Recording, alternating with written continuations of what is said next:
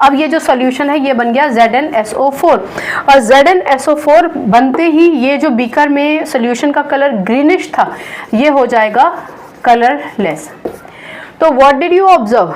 You observed the greenish solution of FeSO4 getting converted to colorless solution of ZnSO4। ठीक, ये बात आपको समझ में आया।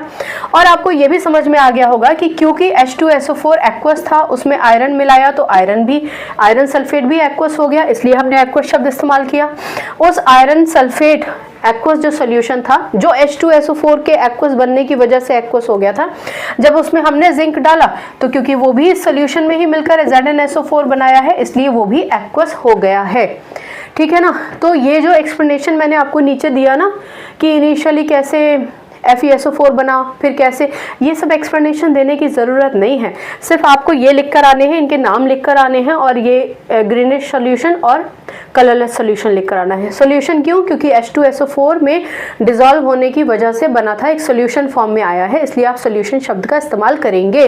नहीं तो आप फेरस सल्फेट ग्रीनिश कलर भी लिख सकते हैं, कोई दिक्कत नहीं है।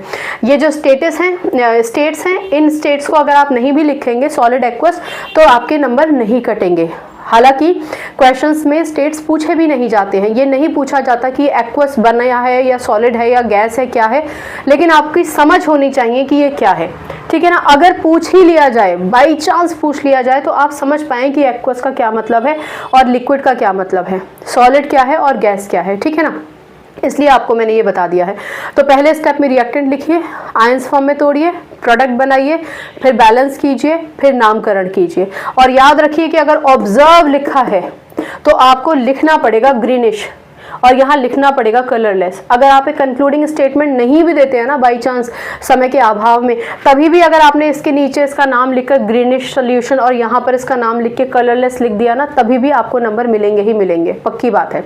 लेकिन अगर आपको नाम में भी कन्फ्यूजन हो, जिंक सल्फेट की जगह आप जिंक सल्फाइड लिख कर आ जाएंगे तो भाई फिर वो नहीं चलेगा, वो गड़बड़ हो जाएगा। इसलिए नाम तभी लिखिए जब आपको श्योर हो। और हमेशा याद रखिए सल्फेट के साथ ही हम ज़्यादातर मेटल्स का रिएक्शंस देखते हैं 10th स्टैंडर्ड लेवल तक, तो फिर सल्फेट ही होता है, SO4 हमेशा सल्फेट होता है। ठीक है ना।